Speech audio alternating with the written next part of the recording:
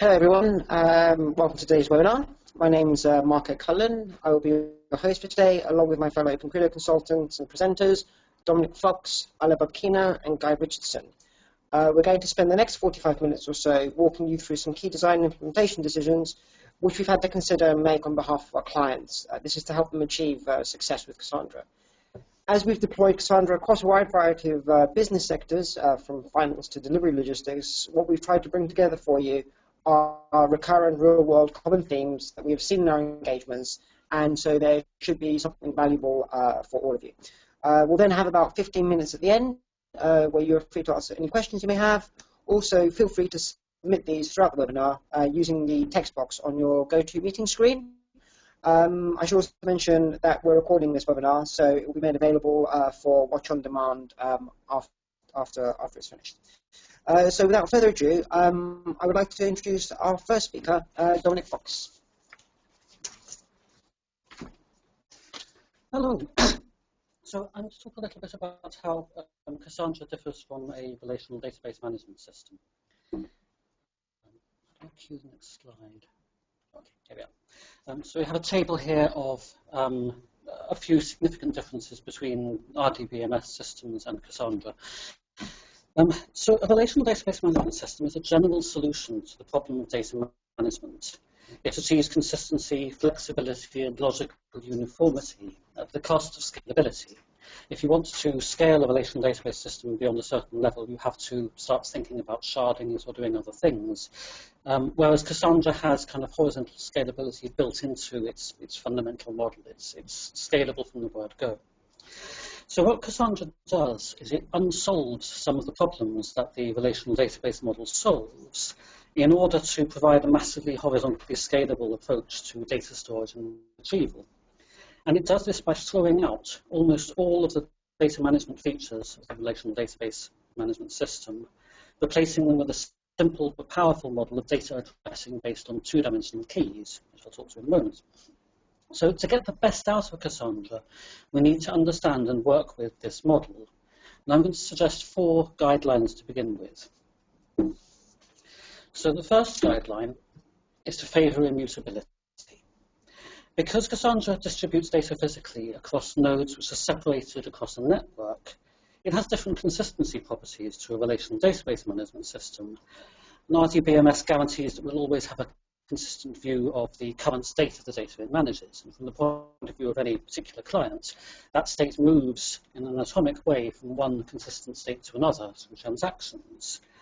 The way Cassandra manages the propagation of changes to raw data across the cluster is more complex, and it can hide some nasty surprises, which Alla will talk about in a bit. This is not to say that you should never mutate data, only that you should be aware of some of the pitfalls of doing so, given Cassandra's replication model and the fact that its data is distributed across a cluster.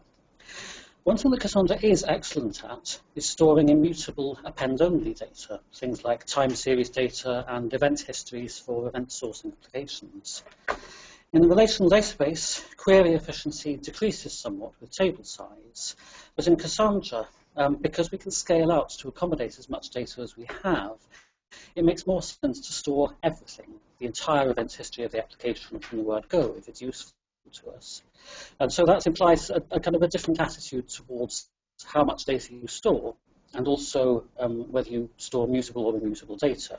Cassandra is a very good system if you want to store the entire history of the world. The second principle is to choose your partition keys judiciously. So in the relational database, the logical schema is abstracted away from the physical storage model, even if in practice most database systems map SQL tables directly to physical data structures. Normally when we're designing a relational database schema, we're not thinking directly about how things are going to be laid out and stored on disk. But in Cassandra, there is a direct connection between the logical model and the physical layout of data. The choice of partition keys in Cassandra affects the efficiency with which data can be located, because the partition key determines the physical location of the row in which the data is stored. And if we want to scale horizontally, we need to ensure an even distribution of data across partitions. In other words, we need to make sure that our partition key is something that will hash evenly across partitions, rather than tending to target the same partition for lots of data. What we don't want to do is create hot partitions that end up taking the bulk of the reads or the writes in the system. We need our reads and writes to be distributed over the cluster in order to get optimal performance. So the third principle, which follows on from this, is to use two-dimensional addressing to organize data. So in a relational database, every row has a single identifying primary key, although this might be a compound key. Foreign keys are used to group rows together. So if we have a users table, all the users that have the same group ID belong to the same group, for example. But every piece of information in a relational database system is addressed through one primary key. In Cassandra, every record has a two-dimensional address. The partition key, which locates the row in which it's stored, and the cluster key, which locates the cluster of columns and column values within that row. And a record in a kind of a SQL-driven, CQL-driven Cassandra model basically is a cluster of columns within the row. So, for example, we might have a table that represents users belonging to a group, where the partition key is the group ID, the cluster key is the user ID, and each record provides the user's details. So I have a diagram here showing what that might look like. We actually have four tables here. We have a user's ID, which allows us to find user data directly by user ID. We have a groups table that allows us to find group data directly by group ID. And then we have two further tables that allow us to find, for any given user ID, what the groups are that that user belongs to, and immediately access the group data for those groups. And going in the opposite direction, for any group ID, all of the users that belong to that group, and again, immediately we can access the user data for those groups.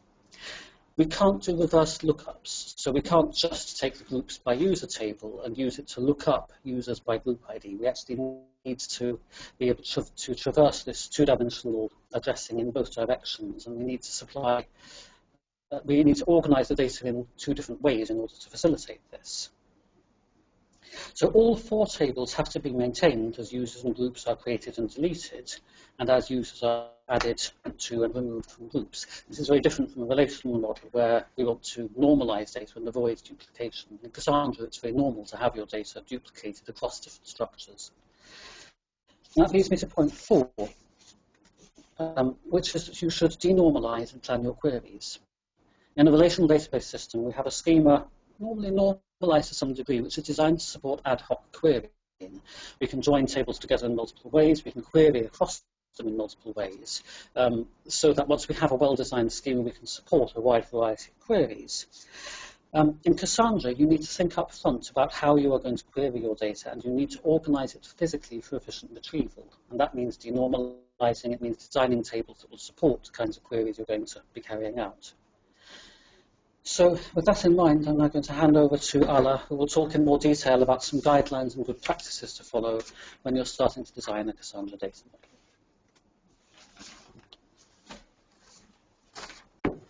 Data modeling in Cassandra is the single most crucial thing to learn about it, and sadly also the most complicated one.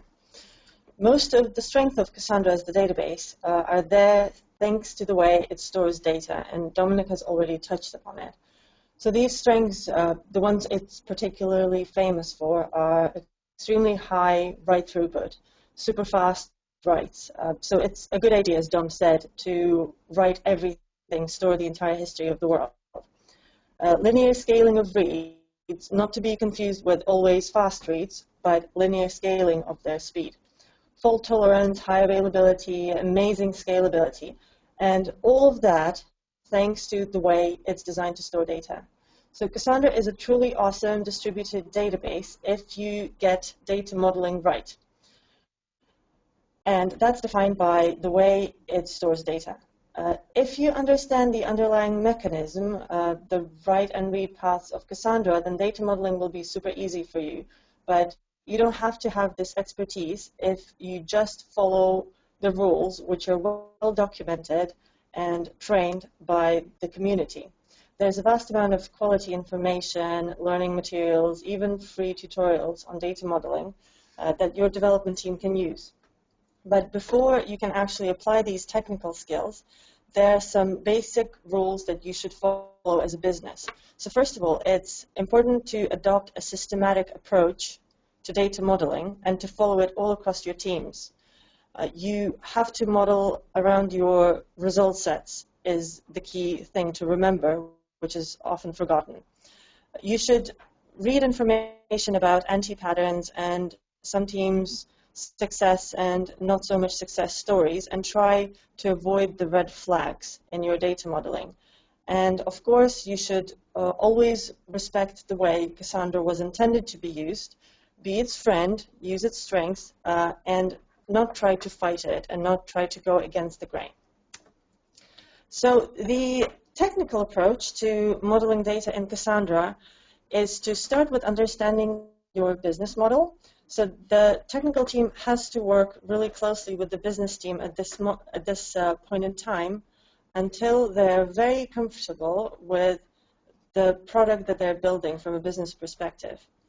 After that, you can start with the logical data model, the entity model. And if you already have experience in entity modeling from other databases, especially relational databases, you don't have to throw this out. You can use this experience and the best practices, of course, and apply them to this stage. However, it is important that you do not stop at modeling entities, because as we have already mentioned, it is not easy to get the data in a different format once you've recorded it in a single abstract way.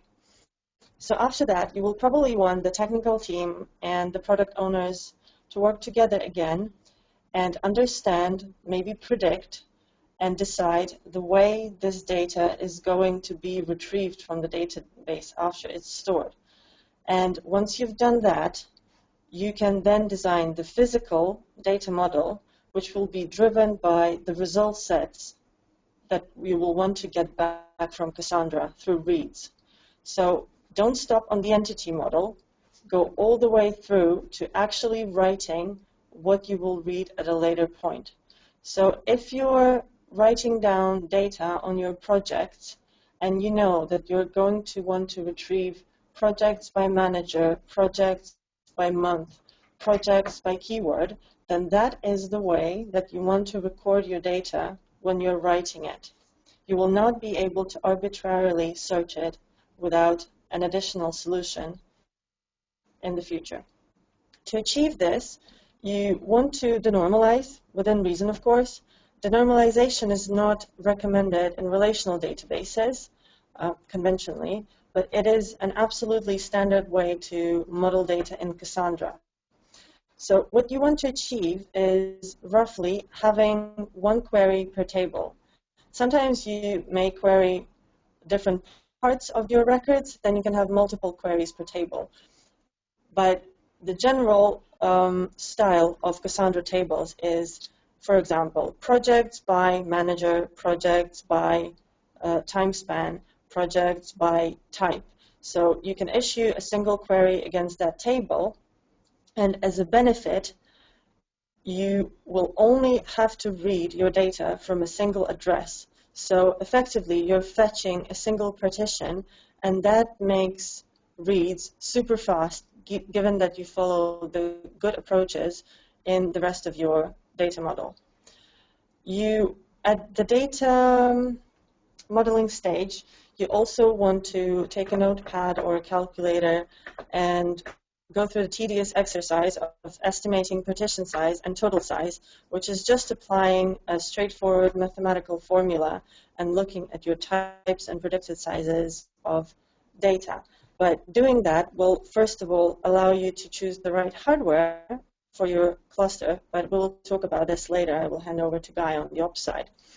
And it will also allow you to make sure that your data model and its alignment with the query patterns that you're going to be using distributes the data evenly. So all the nodes in your cluster bear roughly the same load, because what you don't want to end up with is a distributed system where you use one part of it heavily and overload it, and the rest of them are idle. That defies the whole purpose of a distributed database. So it is a straightforward solution. Once you have a draft of your data model, sit down, estimate partition size and total size, and check that everything is in order. However, all that we've covered before that is theory. Once you've done this on paper, you really don't want to guess whether this will work with particular cluster size and particular configuration. It is quite cheap and easy to make sure that your cluster will perform as expected, that it will behave as expected on its hardware indicators, and that you will know at a certain time how to scale it, when to scale it, and why to scale it. And for that, you should always stress test your database before going into production, because at that point, if it doesn't perform as expected, you still have time to correct your data model, to correct your configuration, to learn more about it. Once you're live, changing the data model is extremely costly and complex and high risk.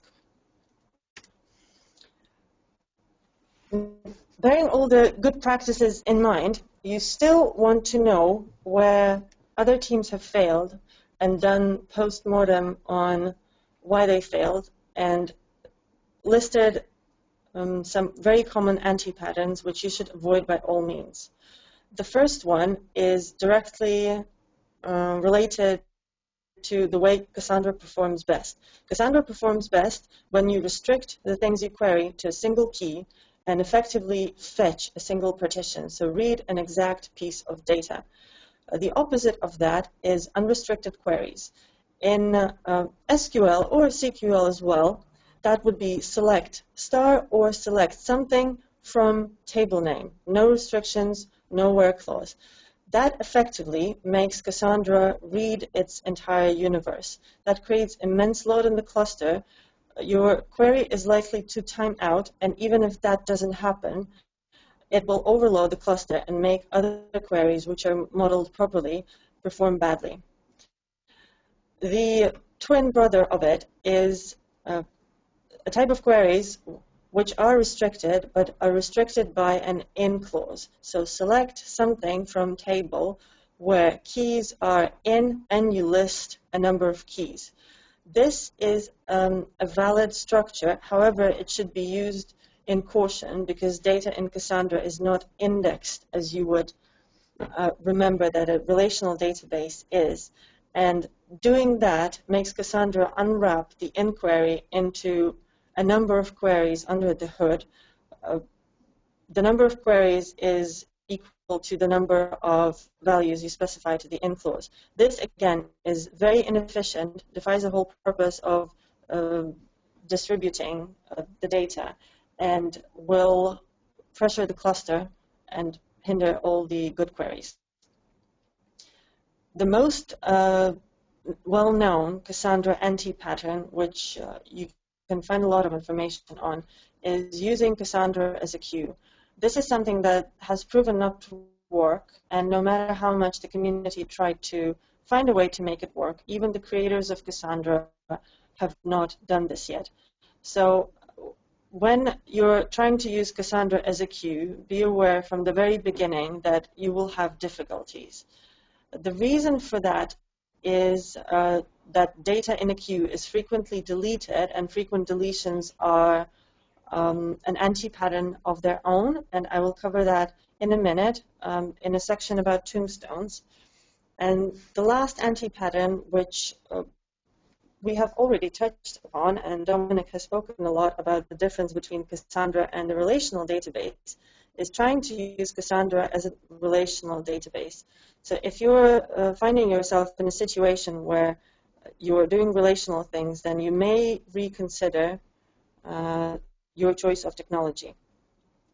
Now on to why deleting in Cassandra should be done with caution. This is not to say that append only, never mutate, never delete is the only way Cassandra will work. Cassandra works perfectly fine with a reasonable number of deletes, and it has very complex and very reliable mechanisms to deal with them. But there are two worlds in Cassandra. One is where you don't delete and where Cassandra doesn't delete under the hood. So you're not dealing with tombstones, which it creates on delete. The other one is where you do delete. If you don't delete, then the following basic data modeling approaches will leave you with a fairly simple performant cluster. Where you do delete, you will eventually need to understand, to have a deeper understanding of how Cassandra works under the hood. So deletes are not implemented the same way as in other databases. They're not real clearing of data. Deletes are just writes, which mark some data as no longer live. They are eventually physically cleared from disk, but that does not happen straight away. Sometimes Cassandra will mark something deleted even without you knowing it. And that is because of the way it stores data and because of the rules which allow it to make writes super fast. Some deletes are not visible to Cassandra monitoring tools and warning mechanisms. And you should be aware of these so that if you end up with tombstones of this type, you know how to look for them and don't rely on the existing metrics. Tombstones, which are markers for deletion, are the main reason a cluster experiences heap pressure. So having a large number of them will force you to know the way Cassandra works as a Java application. To summarize this all, deletes in Cassandra multiply complexity. So if you want to keep your cluster simple and easily manageable, you want to avoid deletes whatsoever. If you decide to delete, you will need to have a deeper knowledge of Cassandra. So this is to illustrate what a delete looks like when exported from physical storage on disk to JSON. You can do that by using the sstable to JSON tool or sstable dump in newer versions of Cassandra. If you look at one of our blog posts about tombstones, there's a very detailed explanation of how to do this. But this is to illustrate what a delete of a single partition looks like. This is fairly compact, and it basically says the data in this partition is no longer live. When we're searching for data like that, pretend like it doesn't exist. This is to illustrate how Cassandra may be deleting without you even realizing it. So if you're inserting null values into columns, even if the column was not there in the first place, Cassandra will record a tombstone, a deletion marker for it. So you may watch out for these if you're seeing warnings about too many tombstones and you know that you're not deleting anything explicitly. Another type of tombstone is a range delete, which basically tells delete a range of data identified by this key. And these are the ones which are not seen by Cassandra monitoring tools. This is, however, what people using CQL as an abstraction usually see as a delete or an absent value. So on the left, you see a representation of a column which has not been set at all, so an optional column. On the right, you see a representation of the column, column 2, which was explicitly deleted. As you can see, there is no value in representation. So CQL as an abstraction will not show you where you have problems. So this is why you may want to avoid deletes if you don't want to go to a deeper level. So to sum all of this up, data modeling is probably the most crucial thing in Cassandra from the business perspective. It is sometimes not understood why modeling the data requires so much upfront investments, several iterations, effort, and learning. But as we've learned in our experience, investing into this upfront really pays off. Creating the right data model makes maintaining the cluster in the future quite seamless. You scale horizontally and linearly, just as Cassandra was intended to scale. And you can scale this endlessly. Guy will cover the amazing success stories of companies using Cassandra in more detail at a later point. Upfront estimations, say estimations of partition size and disk size, may seem like a boring and formal exercise to begin with, but they will really save you troubleshooting time in the future once your cluster is live. And the same goes for adopting a systematic approach to data modeling and stress testing in advance. Although it takes a lot of time to begin with, it will save you time in moments where you are experiencing problems in production, and every minute can count. With all of that, consider what scale Cassandra is running off, and you will be able to evaluate how good a systematic approach is. It will save you a huge amount of risk once you're live with customer data or business critical data in production. And this will also allow you to save time and effort of operations in the future and not be reliable on bus factor of one single operational gurus, as operations in Cassandra are quite a complex thing, even if your data modeling is done right. And here I will hand over to Guy to cover operations in more detail.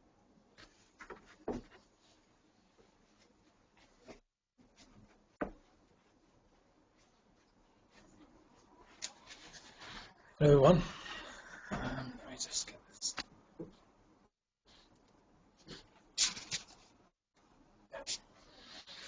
So to finish, I'm going to lightly touch on just some of the operational concerns which you need to keep in mind when you're considering or have an existing investment in Cassandra. I'm just going to lightly touch on them. It's a deep area, so I'm going to lightly touch on them. And please do ask me questions at the end if you want to go into any particular areas in depth. So Cassandra we discussed is a distributed database which enables big data applications. But with distribution, comes complexity. So just touch on some of the areas. So nodes in Cassandra cluster in continuous communication. They've got to maintain membership lists of which nodes are in the cluster, sort of balance data across the cluster with replication data from one node to the other. And it's got to reach eventual consistency, so by distributing the data and then working out what's the latest data, so you've got things like read, repair, and that sort of thing.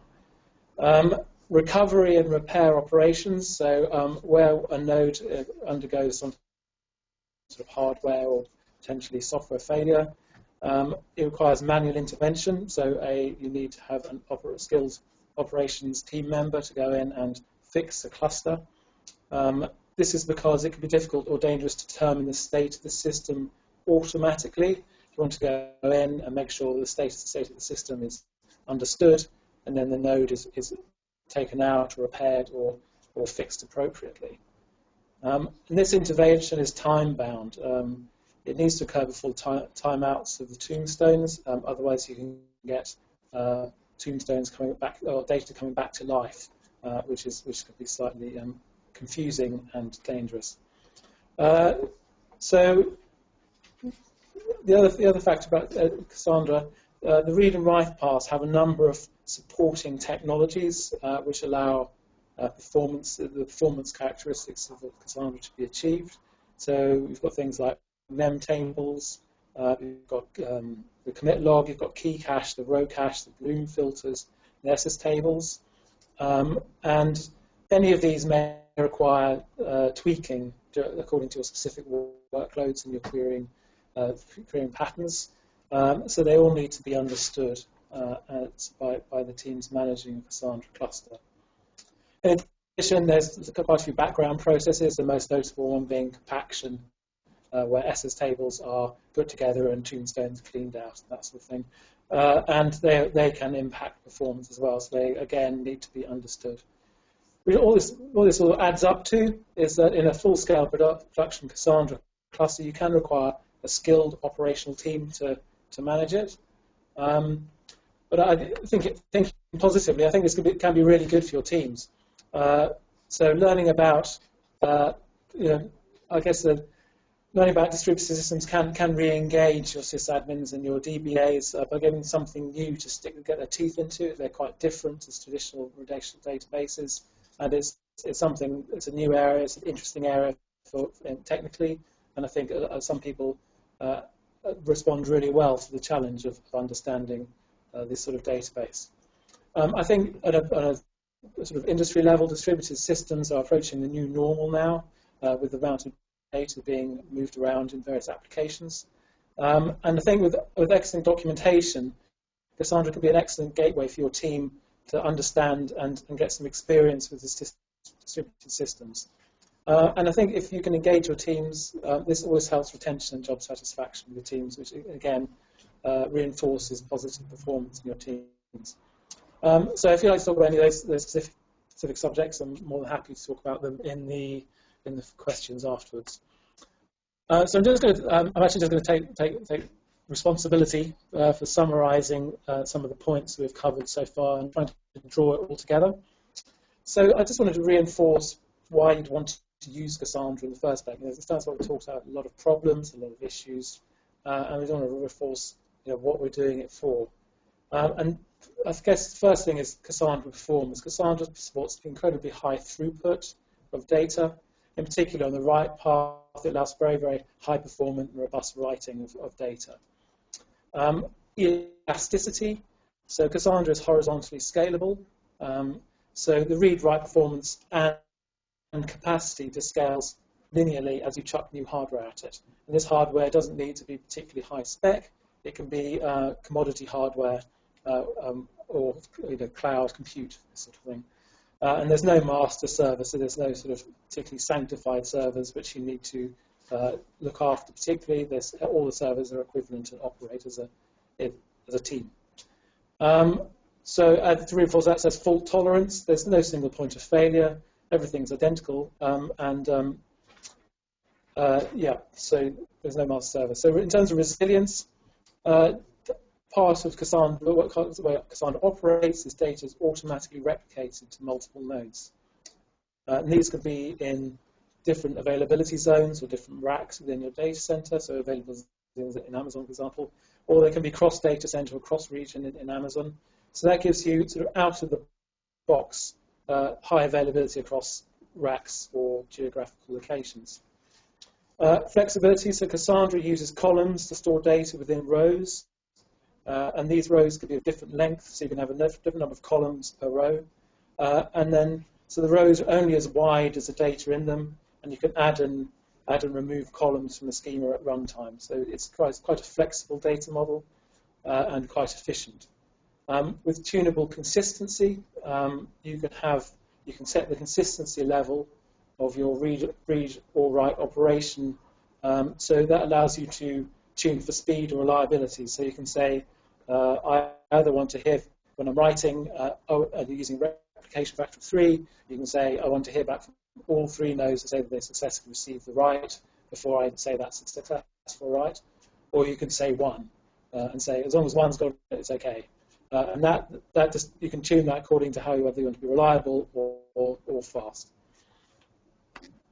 So what's the dream with Cassandra? So if you look at the top end of the Cassandra performance scale, Apple has 75,000 nodes storing 10 petabytes of data. Netflix, 2,500 nodes, 420 terabytes, and over 1 trillion requests per day. So without going that far, you want to make, by aligning your use case, your data model, your querying approach, and Cassandra's architecture, we can expect and demand outstanding performance from Cassandra. So when best to use Cassandra? And I think Dominic's touched on a couple of these issues already. So Cassandra works very well with, but not limited to, relatively immutable data with minimal updates and deletions. So minimal updates and deletions to avoid the issues that Alice touched on earlier. We talk about fire hoses of immutable events, so incredibly high throughput streams of immutable events. And the examples of that is things like personalization, fraud detection, time series data, and more fashionably, Internet of Things. So OpenCredo have found success with event sourcing approaches, storing all changes to the system as a mutable event log, rather than a mutable state as a traditional relational database. And we highlight CQRS as an approach that we found particularly valuable for providing structure for reasoning about events. So the final point I want to make is Cassandra sits within a broader architecture. Generally, there's other services around it. It's within an architecture of things, and we've often found that performance and the velocity of playing from a Cassandra cluster can be rate limited by other factors in your architecture, things like message queues, like Rabbit, or your services, or network limitations. So in Amazon, for example, using instance sizes with low network capacity. So there are many architectural components which perhaps align, modern architectural components which align with Cassandra, things like Spark and Kafka. And we've particularly found Spark to be very valuable because it allows you to load and transform data from Cassandra into new and business-oriented views of data, which essentially means that you can get around the problem of no joins in Cassandra. So that sums up us today. I'd like to hand back to Marco. Marco?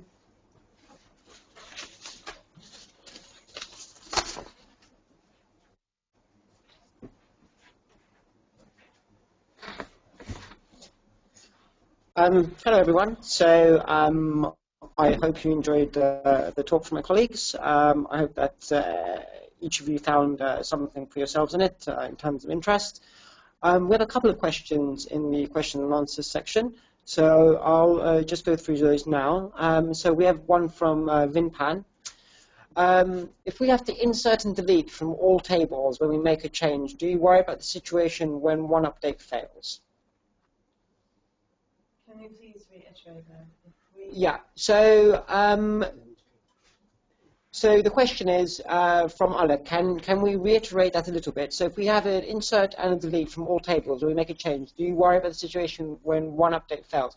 So I think this is probably a question around atomicity and having cross-table atomicity, for example, effectively some kind of transactionality perhaps to ensure that certain updates across tables are successful. Does Cassandra have strategies for that? So there are, you can batch together updates in order to ensure that they all succeed together or fail together. Yeah. That's the extent of kind of Cassandra's support for anything really transactional. And it doesn't perform particularly brilliantly. And ordinarily you want to try to avoid the situation in which you're relying on Cassandra to provide those kinds of guarantees for you. So you're looking at a model which doesn't use correlated updates? Or where your approach to reliability is to actually kind of build reliability in upstream. So, for example, if you are handling requests to make a change to the system which will be implemented by writing to multiple Cassandra tables, if you're taking those requests from something like a message queue, yeah. And if they are idempotent writes, so if you can always repeat them, yes, then the way to ensure that everything completes is to only consume something from the queue once all of the writes have succeeded, and repeat any. So, provided that your writes are idempotent, you can repeat the ones that succeeded last time while rerunning the entire collection of writes. And again, Cassandra works very well with a kind of an idempotent data model where you're simply writing directly into a particular sort of partition and cluster key and just overwriting. If the data's already there, it'll be overwritten. Yep. So yeah, you have to adopt slightly different strategies because you don't have transactions, you don't have distributed transactions, and the kind of thinking familiar from the relational database world where you gather things together into ACID transactions to move the system sort of forward doesn't one really transaction at a time doesn't really apply. You need to address that at an architectural level because Cassandra by itself isn't going to solve that for you. And you're saying that idempotency is an approach to that because the ability to rewrite the same data means that you avoid like stale updates and things like that. Yes. Okay, that's really interesting. We have another question here from Colin Webb. what tooling do you generally use to monitor or maintain the cluster? So I think this is probably a question for Guy. He's asking whether we use, for example, Node Tool, Op Center, or anything else. Alla also will have some input on this because she's done a lot of work around the tooling for Cassandra. So I'll leave it open to the both of you. Okay. So yes, we use Op Center. Op Center is a good tool within limitations. I think Alla, you have some thoughts on that, but Op Center is very good within limitations. I think there's two things, caveats to that. It's part of data. You need to speak to data stacks about it. I imagine there's commercial implication now with Op Center, which it's a decision for you to make. We also would recommend automation where possible. So there are some things you can do in Op Center which we wouldn't recommend you do. We'd recommend that you take an automation first approach to deploying your infrastructure. For example, we'd rather you set up your data stack agent. We would recommend that you set up your data stack agent using Ansible or some automated process rather than setting up manually in Op Center. So in terms of the data Op Center gives you, that's very good. That's often been supported by things like New Relic, server monitoring, or Datadog server monitoring, or if you want to go in-house, things like influx data to give you information about JVM performance, and general operations system metrics. Did you have anything you wanted to add? I would say that Op Center is the most popular solution now, the commercial implication of new versions aside.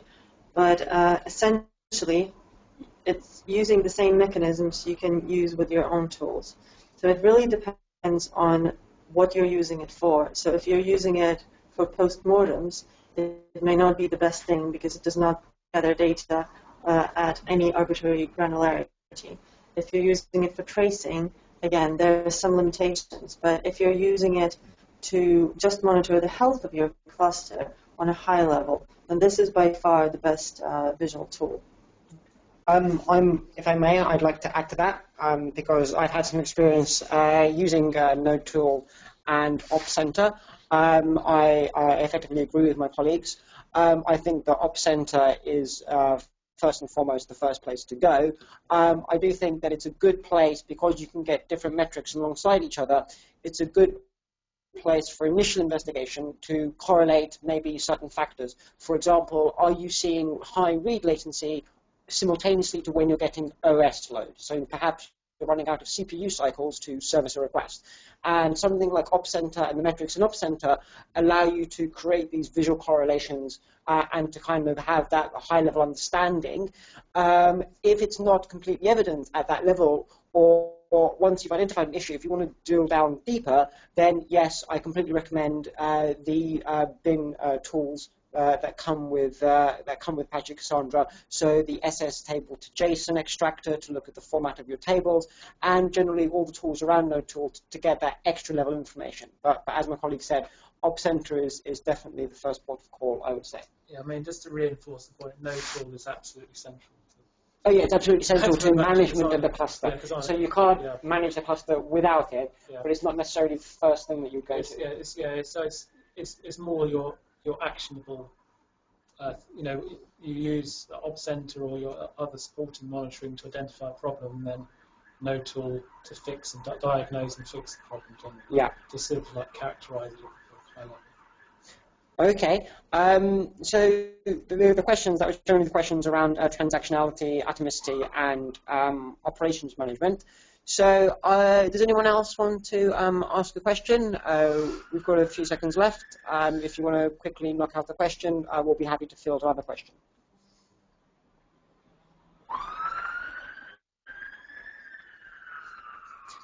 So as we're not seeing any more questions coming in at the moment, I think we'll draw a conclusion to the talk. So thank you very much for attending. Thank you very much for coming. I hope that you enjoyed the talk and that you all found something useful in it. Again, obviously, if you want to follow up on this, you can look at our blog series on our home website at opencredo.com/blogs. And yeah, so I hope you had a great time, and please come for our next webinar. Goodbye.